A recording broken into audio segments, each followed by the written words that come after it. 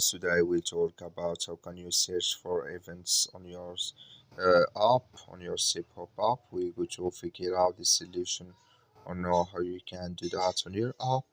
So you just follow these ways, then it's going to work with you. So all you have to do, so you go down here. All you have to do in first you click here on explore down here. When you just click here on explore, then it's going to show for you list like this here.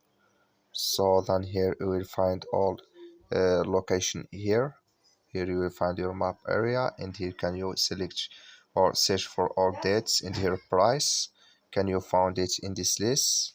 So just click, I'm going to click here on this for any of this. I'm going to click to this here for example. So then it's going to show for you here, and here can you have all information about this event here on your app. That's all. Thank you for watching. Don't forget to support us by liking, subscribe.